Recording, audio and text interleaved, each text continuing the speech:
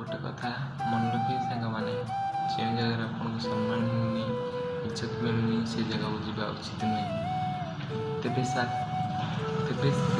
କାହା ଘର ହେଇଥାଉ କିମ୍ବା କାହା ହେଇଥାଉ, ଅନେକ ଲୋକ ଅଛନ୍ତି ଯିଏ ଆପଣଙ୍କୁ ସମ୍ମାନ କରନ୍ତି, ଭଲ ପାଆନ୍ତି, ଆପଣଙ୍କ ପ୍ରତି ଭଲ ଫିଲିଙ୍ଗସ୍ ଥାଏ, କିନ୍ତୁ ଆପଣ ସେମାନଙ୍କ ପଛରେ ପଡ଼ିଥାନ୍ତି ଯେଉଁମାନେ ଆପଣଙ୍କୁ ବେଇଜ୍ଜତ କରନ୍ତି, କଥା କଥାରେ ଇଜ୍ଜତ ନିଅନ୍ତି, ଆପଣଙ୍କର ସମ୍ମାନ କରନ୍ତିନି, ଆପଣଙ୍କ ପ୍ରତି ଟିକେ ଫିଲିଙ୍ଗସ୍ ନଥାଏ, ଆପଣ ତାଙ୍କ ପଛରେ ନାହିଁ, ସେ ଜାଗାରେ କିଛି ବି ନାହିଁ।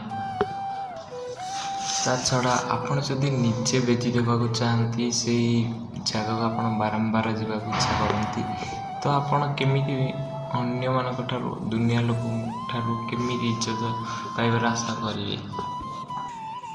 କେମିତି ଆପଣଙ୍କୁ ଇଜ୍ଜତ କରିବେ ଅନ୍ୟମାନେ?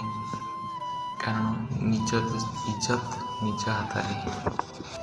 କେଉଁଠି ଇଜ୍ଜତ ମିଳୁଛି, କେଉଁଠି ସମ୍ମାନ ମିଳୁଛି, ନିଜେ ବିଚାର କର, ଆଉ ସେଇ ଜାଗାରେ ସମ୍ପର୍କ ବଢ଼ାଅ। ଭଲ ପାଇବାଟା ଭୁଲ ନୁହେଁ ସାଙ୍ଗମାନେ, ଭୁଲ ଲୋକକୁ ଭଲ ପାଇବାଟା ହେଉଛି ଭୁଲ।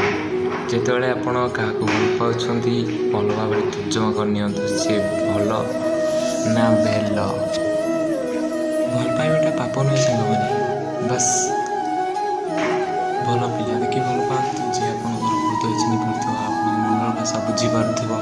ଏମିତି ପିଲା ଭଲ ପାଆନ୍ତୁ ଯିଏ ଆପଣଙ୍କର ଫିଲିଙ୍ଗସ୍ ବୁଝିପାରୁଥିବ।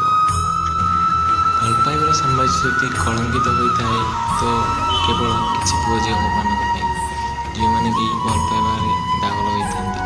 ତେବେ କେବଳ କିଛି ପୁଅ ଝିଅ ପାଇଁ ଏ ପବିତ୍ର ସମ୍ପର୍କକୁ କଳଙ୍କ ଲଗାଇ ଦେଇପାରିବା? ନା।